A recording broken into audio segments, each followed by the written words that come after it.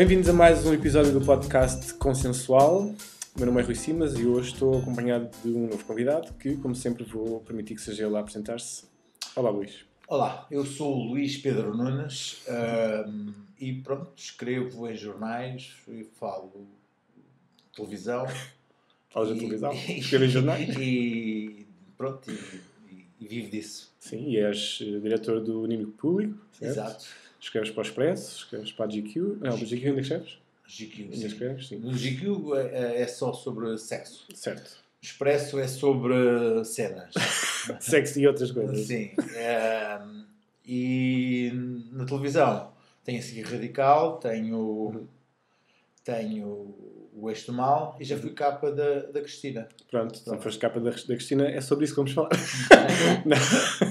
não, então hoje pronto, queria convidar-te para ter aqui, também porque sigo as tuas crónicas e sei que tens muitas opiniões sobre o tema que viemos aqui falar, que é foda. Sim, eu não tenho muitas opiniões. Eu acho é que se fala um pouco desse assunto com alguma seriedade ou às vezes com alguma... Como é que eu digo isto sem ofender ninguém? Às vezes, as pessoas às vezes falam sem noção de que não sabem. É uma das questões que tu abordas toda muitas a gente acha que sabe muito sobre sexo. Uhum. Porque atinge um certo nível de conhecimento do seu cotidiano. E porque agora há muita informação também, não é? Então estudei muito. E depois considero-me, ok, eu sou um perito. Que é um assunto sobre o qual eu posso divagar esta noite com a minha mulher ou com a minha namorada e posso exercitar o meu know-how. Então acham que sabem sobre o assunto? Sabem do assunto? E tu tens sempre essa dúvida se deves generalizar as coisas e se não vais ofender ninguém? Não, o problema não é ofender. O problema é se eu concretizo bem aquilo que estou a pensar sobre esse assunto. Eu, por exemplo, eu acho que o conhecimento sobre o sexo é evolutivo com a idade. Acho que se aprende-se sobre sexo conforme se vai na idade, até porque se vai conhecendo e os nossos traumas, a nossa capacidade de nos relacionarmos com o sexo evolui e com o outro ou outra também se modifica. E depois, se aceitarmos que podemos aprender alguma coisa, se aceitarmos humildemente a ideia de que talvez não saibamos tudo, mesmo com 600 milhões de horas de porno em cima e algumas horas de prática e de foda. Se aceitarmos isso, se aceitarmos que não sabemos tudo, as coisas podem... Há ali um momento que algumas coisas podem mudar significativamente. E o que é que mudou na tua vida? O que é que aprendeste na tua experiência não, as coisas... que tenha feito pensar muito? Há modificações, não só com as alterações da maneira como tu encaras o mundo, e isso também se altera da relação que tu tens com o prazer, com isso, o conhecimento dos outros, a relação com o corpo, com outro tempo, outra não tão sangra, não é? Sim, e a busca do prazer do outro. Exato. As mulheres, então, as mulheres e o prazer é uma complicação. A relação que as mulheres têm com o prazer ainda estão... Tu, por acaso, estás a falar das mulheres e tu costumas dizer que falas sobre os temas dos homens, não é? Que abordas os temas que falam sobre os homens. Mas eu acho que as mulheres também têm são muito problemáticas com a sua relação com o prazer. Sim, não estou a dizer que falas da perspectiva do homem, não é? Sempre nesse sentido. Sim, das características dos homens. Sim, mas eu acho que as mulheres têm uma relação complicada com o prazer, com o seu próprio prazer. Em que sentido? Há uma...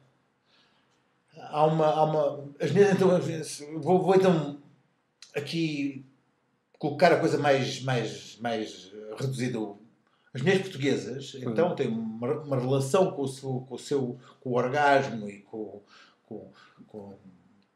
a masturbação, com o seu próprio sexo complicada. Porque Ou porque é que achas que isso acontece? Porque é que são as mulheres portuguesas? Porque se tu conversares com elas e puseres estas conversas a rolar e depois buscas estes feedbacks, tu vês que há muito desconhecimento, muita falta de... É por falta de interesse? Ou é... Porque esse conhecimento necessita de uma curiosidade, de uma busca, de uma... E às vezes de ler, de querer saber. Aquilo não é só testar, não é? Há coisas que exigem até conhecimento científico, empírico, de busca, de leitura, não é? E não há muito o sexo também tem necessidade de investigar, de saber como é que funciona o orgasmo feminino, como é que funciona. Isto parece mansplaining, não é? Como é que funciona não está aqui numa mulher, é só manstalking. Como é que funciona como é que é o sexo da mulher? Eu já tive situações de mulheres já com alguma idade que não conhecem o seu próprio sexo, que é uma coisa extraordinária. Porque não lhes interessa ou porque acham que nunca foram olhar para si próprias e nunca tiveram relações com... Não sabem distinguir um dildo de um vibrador. Quer dizer, nada daquilo é normal, natural. Eu, por acaso estou a tentar esmiuçar um bocadinho a tua perspectiva, porque já há muito tempo que as mulheres são todas um bocadinho diferentes e as mulheres portuguesas têm essa característica de serem algo conservadoras na sua maneira de pensar e na sua maneira de se entregarem a novas experiências e queria saber se tinhas chegado a alguma conclusão em relação a de onde é que isso vai, se é cultura, se é social, sim. Mas os próprios homens também são muito gargantes. Deixa-me dizer-te que eu do que conheço, acho que efetivamente há uma coisa que é verdade. Acho que os brasileiros estão noutro nível. Nível diferente nível da sua relação com a sexualidade. Isso é verdade. Não tenho dúvidas sobre isso. Por isso é que acho que como as brasileiras chegam cá e os homens chegam cá. O povo, de facto, tem uma relação com o seu corpo e com a sexualidade muito diferente de outros povos, verdadeiramente. Sim. Estiveste no Brasil, tiveste essa experiência de fazer essa ponte? Sim, já estive várias vezes no Brasil e acho que eles têm, de facto, outra relação com o corpo e com a sexualidade. Agora, os próprios portugueses não têm muito interesse em aprofundar a sua relação com a sexualidade do ponto de vista de interesse. As conversas de homens não são sempre bang bang, pum pum, não há ali grande... então comeste comigo, então dei-lhe uma e tal. E as mulheres também não aprofundam muito a questão vou dizer aqui uma coisa, da tecnicalidade, ou como é que foi, ou como é que aconteceu. Então, e descreve-se se ele é grande, se ele é pequeno, se ele é uma coisa, mas não vão à questão de como é que foi na descrição dos pormenores de se ele fez aquilo ou aquilo outro. Aquilo é uma questão mais de como é que ele é constituído, quer dizer, não há ali uma descrição do ato. Por acaso gostava de ouvir a opinião. Podes. Eu contacto com muitas mulheres e é verdade, às vezes que até se esmiuça mesmo até ao pormenor de como é que a coisa aconteceu. E nós, por acaso, às vezes cá temos uma ideia um bocadinho errada que entre portas nós não somos como somos fora portas. Mas escuta, eu por mim estou à vontade que eu não falo de nada. Não digo nada, não conto nada. Agora, a minha relação com isso é... Eu acho, por exemplo, o facto de um homem andar com muitas mulheres não quer dizer que ele saiba muito sobre o sexo, antes do contrário. Porque uma única vez ou duas vezes na cama com uma mulher são sempre experiências más ou pouco interessantes, porque não há ali grande empatia nos corpos, a coisa pode acontece, não é? É uma coisa... há umas vezes que é muito bom, mas outras vezes aquilo encaixa mal, uma coisa, a perna não entra ali bem, há um que é mais rápido que o outro, naquilo não... De facto, só ao fim de umas vezes é que começa a funcionar melhor, não é?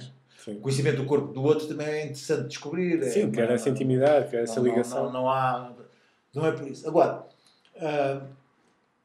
há de facto um mistério do corpo do outro e um conhecimento a nível, quer dizer, biomecânico, técnico, ao que se junta a questão do erotismo e da sensualidade, não é? Que se juntam essas várias componentes que têm aqui um nível de compreensão que há várias etapas que se sobem, que se crescem, não é?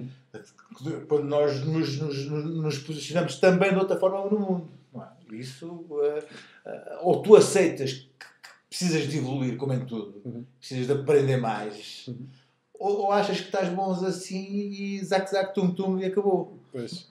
É isso, percebes? E se calhar aí está o segredo, é nessa curiosidade, nessa disponibilidade de saber um bocadinho mais sobre nós próprios e sobre com quem interagimos e receber esse feedback, estar aberto a receber esse feedback. Dizia assim, que o rei do clitóris feminino continua ainda a ser considerado um eremita que vive lá em cima e fala uma língua velha, porque é um mistério. Eles continuam a falar dele como se fosse uma coisa misteriosa. Ainda fala, não, quer dizer, eles ainda falam do clitóris como se fosse uma coisa.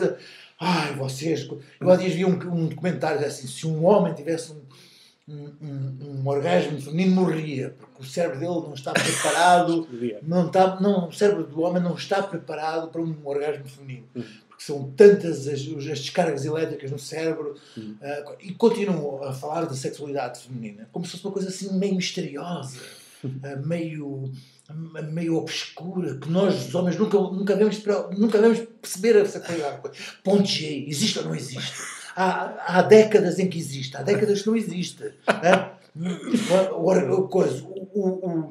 O clitóris, já acham sempre que os homens nunca sabem onde são, onde é. E é verdade, há homens que não sabem onde é que é um clitóris. Sim. Mas depois, é sempre assim uma coisa meio misteriosa, que os homens não sabem o que é.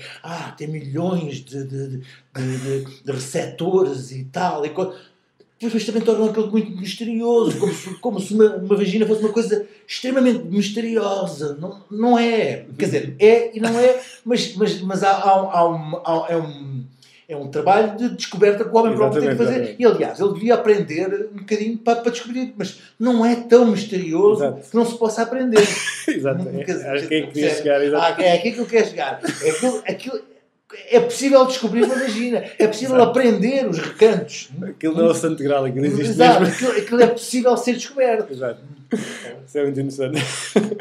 Então, mas eu queria saber, nas tuas crónicas, que tipo de feedback é que tu recebes das pessoas?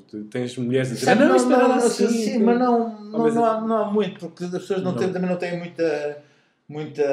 Quer dizer, eu quando são temas muito arriscados, eu ponho uma ou duas mulheres a ler, para ver se não há ali nenhum... Tipo o quê? Tipo de quer dizer, se forem temas um bocadinho arriscados, eu ponho mulher, quer dizer, para ver se aquilo tem algum problema. Agora há outros que são coisas mesmo reais. Eu, por exemplo, tenho uma sobre aquele vibrador remoto, com controle remoto e câmara. São coisas que eu testo mesmo, não é? É restaurante, que dá para pôr uma câmara, dá para estar em casa, dá para estar em casa com o telemóvel ligado e fazer a partida, e outra pessoa está no restaurante e está com a câmara ligada e tal. São coisas que eu testo mesmo. E que conclusões é que tiraste em relação a isso? Não, eu acho que os brinquedos é uma coisa fantástica, que as pessoas não usam, mas eu acho que os brinquedos é uma coisa brilhante. Eu agora, por exemplo, comprei um sugador, uma coisa que é o Satisfyer Pro 2. Sugador de clitóris. Sim, é aquela coisa que em Espanha está tudo maluco. Sim, está no mundo inteiro. Mas em Espanha está tudo maluco. Menos onde? Em Portugal. Em Portugal ninguém sabe o que é aquela porcaria. Ninguém sabe. Eu escrevi já 2 textos sobre o Satisfyer Pro 2 no Expresso. Ninguém sabe o que é aquilo. Comprei aquilo não serve para um homem e uma mulher, é só para uma mulher. Aquilo é uma coisa pessoal, intransmissível só para a mulher. Aquilo é um masturbador pessoal de mulher. Aquilo é uma coisa que faz parece 1 milhão de vespas. E depois vai... que é um biquinho que suga. Vai lá ao ermita e vai lá ao ermita e dá-lhe tanta burra naquela tromba e dá-lhe tanta extremação, agarra no ermita e leva-o para o Carnaval do Brasil. E então aquilo é a puta da loucura. Mas eu mandei lá ouvir um Satisfyer Pro 2 e já escrevi e está escrito, e agora daqui a 2 anos ou 3 alguém numa revista feminina diz: Satisfyer, portuguesa. Satisfyer para dois é a loucura. Quer dizer, mas não tiveste reações desse artigo? Não, olha, eu uma vez, há muitos anos, comprei um masturbador masculino, que era aquele japonês. O Itachi? Não, pronto, uma coisa como uma lata que se põe. É o flashlight? Não, é uma coisa que suga. Mas depois que parece uma lata de desodorizante e depois fecha-se a lata e fiz o test drive e escrevi no Expresso. O flashlight é que parece uma vagina lá dentro, é isso? Não, aquilo é uma coisa perfeitamente anónida. Põe-se lá dentro e depois fecha-se, quando se acaba, termina-se. Põe-se a lata e põe-se no lixo. É descartável, põe-se no lixo. Põe-se no lixo. Fiz um test drive e escrevi no Expresso. Foi uma coisa também muito digna. No Expresso, que é? Não, eu já arrisquei muito no Expresso. Isso é a abertura para isso acontecer. Não há problema. Não sei, sabe, eu nunca tenho feedback. Portanto, lá, passa entre ali. Há que ter sempre algum cuidado na maneira como se escreve. Eu nunca digo aquilo é assim, assado, e depois digo assim, foi testado e aprovado. Tem que haver uma maneira muito sutil de colocar as coisas. Não vou dizer que enfiei o marzap dentro de uma lata. Tenho um amigo que enviou. Vou dizer isto. Tem que haver uma maneira sutil de dizer as coisas. E no inimigo público, achas que é fácil fazer humor com sexo ou com estas situações? Não, acho que homens e mulheres? Assim. O humor em Portugal já teve várias nuances nos últimos 15 anos. Já houve tudo. Nós, quando começámos, não havia redes sociais, agora escreve-se o que se escreve, não é? Mas nós nunca fomos muito pela piada desse género, nem é o. Mas no inimigo nós acabámos por especializar em questões mais políticas porque nós somos muito anti-anedota e isso puxa muito a. Mas com esta questão toda do Me Too e politiza-se um bocadinho. Sim, mas isso aí já é outra coisa. Isso aí já estamos a entrar na cultura cancelada, no cancel culture. Não é? Isso aí já é outra, já é outro campeonato. Também escreveste um texto sobre isso. Sei lá, já que eu tenho uma coisa que todas as semanas, quando me levanto segunda-feira, não me lembro nada do que vi na semana anterior, senão. Eu li e estavas a dizer exatamente isso, de agora mesmo as pessoas um bocadinho mais, ou que tentam ser um bocadinho mais equilibradas nas suas opiniões, estão a ser também consideradas misóginas exatamente porque se não és totalmente a favor, és contra e entras aí por essa... Começas a tentar ouvir a tua opinião pelo ouvido do teu inimigo antes de as preferires, não é? Estes cuidados todos que começas a dizer o que é que fulano e Beltrano nos opostos vão pensar antes de tudo falar. Exato. É uma coisa que é meio esquizofrénico. Vais dizer qualquer coisa e estás a pensar o que é que os teus inimigos vão pensar disso antes de tu dizeres. É por isso que andas aqui um bocado a temer as palavras. É um prejuízo, mas... E são esses textos que tu testas antes de publicar? Não. O que eu testo é para não dizer que uma mulher tem 3 pontos Gs ou que tem o ânus no umbigo ou uma coisa assim. É uma coisa mais prática, praticalidades, do mansplaining, dos homens armados e explicadores de coisas. E tu também falas muito de porno? Sim, falo muito de porno, porque... O que é que tu achas que está a acontecer ao porno? Não, para já o porno é a minha relação mais constante, sempre, aliás, é de ter 86 anos, é verdade, não, é para a vida. Começou com o Weekend Sexy, a revista Gina, e agora já vai no Pornhub, subcategoria.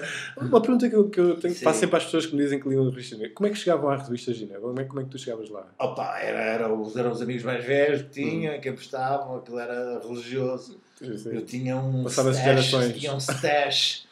Eu lembro de um stash que tinha e que guardava lá em cima num terraço e que uma vez apanhei uma aguada desfez todo. Ainda hoje, pena. Na altura em que não havia internet, não havia computadores e às vezes nem sequer havia vídeos em casa das pessoas, era reuniões de rapazes para lerem revistas. Era mais velho que compravam num quiosque que havia, não é? Compravam lá no quiosque e depois cediam, não é? Ginas e Weekend Sex eram umas velhas pequeninas. Sim. Não havia história, então nós tínhamos que compor a história mentalmente. Olha aquela, agora vai dizer que não. Vai dizer que sim. Havia as fotonovelas, não é? Sim, claro. Mas estavas a dizer, o porno hoje em dia, como é que... Porno hoje em dia há um problema com o porno. Ainda o porno que é a possibilidade do porno matar o sexo, não é? Essa questão que se coloca agora, não é? Mas porquê? Porque é demasiado? Os miúdos estão de tal maneira com a cabeça cheia de porno que não conseguem ter uma ereção no sexo normal, não é? Porque aquilo não lhes dá o suficiente tusa para levantar.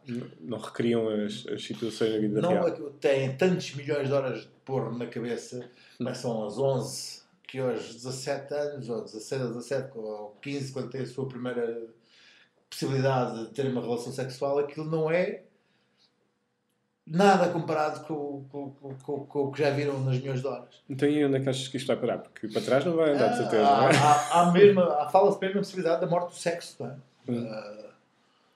Porque se não houver sem ereção, não há procriação. Ou, quer dizer, procriação pode haver, não há sexo. Mas se calhar agora pôr aqui a questão do... Então se calhar as pessoas vão se dedicar mais ao amor. Não, pois, digo que só o amor fraternal, não é? Mas aqui é uma questão que se coloca. Eu tenho um livro que me chegou anteontem sobre isso. É um livro lançado agora pela Bertrand, mesmo sobre a masculinidade. O segundo capítulo é exatamente sobre isto, sobre como é que o porno está a matar o sexo entre os adolescentes. O que se coloca neste momento. Sim, as últimas informações é que a nova geração não está a ter tanto sexo. E vamos mais ver isto, lá, temos ali, meu Deus... Se eu tivesse tido este porno quando era puto, em vez de bater 2 por dia, batia 20. Deve ser uma loucura, pá. Os miúdos devem descascar-se, devem descascar o bicho. E depois, quer dizer, depois devem passar de porno normal para travesti com bisontes ao fim de 2 anos, não é? Quer dizer, e achas que afeta homens e mulheres da mesma maneira? Não, as mulheres não conseguem não conseguem aderir ao porno da mesma maneira. Eu acho que há de facto uma explicação meio bio-evolucionista, tem a ver com uma relação visual que os homens têm com mais visceral. É visual. Os homens estão muito visuais. Eu sou completamente visual. Eu fosse sexo, não fodia. Se eu fosse cego, não. Se fosse cego, não fodia. Não vá. Eu, sem ver, não vou lá. Nada lá. Aquela coisa de eu vou pôr-te uma venda. Caguei para ver. Lá, não nem morros graduados para ver mais. Não. Aquela coisa. Fiz sem ver, não. Então a tua ideia de um quarto escuro não é agradável para ti? Não, só com... Não, isso não. Comigo não dá. Não. Tem que haver. E não achas que se deve... Que se deve não, mas não achas interessante explorar essas diferentes facetas do ato sexual para não ser só... ainda para cima de mim Não, mas estás a perguntar se eu exploro a minha sexualidade em múltiplas alternativas. Se consideras essas questões de põe a venda, põe as algemas. Há quem diga que se não puder tocar também não é sexo. Não, eu tento diversificar. Mas nada... Não vou aqui contar muita coisa. Não podes tentar nada. Eu tento fazer o máximo que posso na minha vida. Vou tentar sair daqui da vida tentando ter feito quase tudo. Então, travestis com bisontes ainda está no horizonte. Ainda está no horizonte, mas os bisontes também... Os bisontes já não há muitos, por vistos. Travestis ainda vai haver. Agora, bisontes vai ser muito difícil. Muito bem. Não sei se queres falar mais algum tema. Tu vinhas super... Eu disse que íamos falar sobre foda porque tu disseste que íamos falar sobre foda. Não, disseste-me que o podcast era sobre foda. Não. Disseste. Não usei essa palavra. Puxa o tema que quiseres, que eu estou pronto. Não, era mais... Pronto, eu convidei-te porque, como tu tens vários meios onde comunicas... E tu, massagem prostática, bem ou não? Claro que sim. Então, claro que sim. Isso... Eu vi uma boa explicação há dias para explicar às senhoras que não sabem. Assim, mas como é que encontra a próstata? Assim, passa a sua língua pelo céu da boca. É a mesma consistência. É boa, não é? Boa, explicado. Outra uma coisa, que tal como está a sua língua no céu da boca, aí está. E como é que passaste essa fase de... bora lá experimentar isso? Mas quem é que disse que... porque agora é o grande tema internacional. É o ponto P. Mas o ponto P nunca chegará cá. Sim. Embora estava naquela série da RTP, Luz Vermelha, sim. Que no final tinham vários depoimentos de atrizes e algumas strippers e outras que eram acompanhantes. Havia uma brasileira que dizia que o homem português era muito feminino, queria que tivesse strap-ons, queria strap-ons. Nunca imaginava que o homem português quisesse tanto strap-ons, só queria strap-ons. Eu, por acaso, depois estive a pensar naquilo, eu achei... Havia ali um problema que era o facto de ela ter um ar super masculino. Era uma tipa super masculina, portanto, isso condicionava logo a escolha dela, porque ela era muito masculina, portanto, os homens que escolhiam ela era também porque era muito masculina.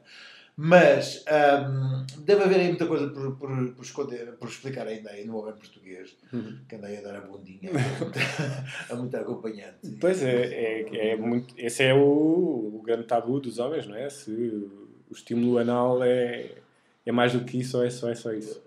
Se não anda aí... E na verdade há muitas, como estavas a dizer, também há esse mistério sobre a próstata e o que é que pode provocar, mas é um mistério que pode ser resolvido facilmente.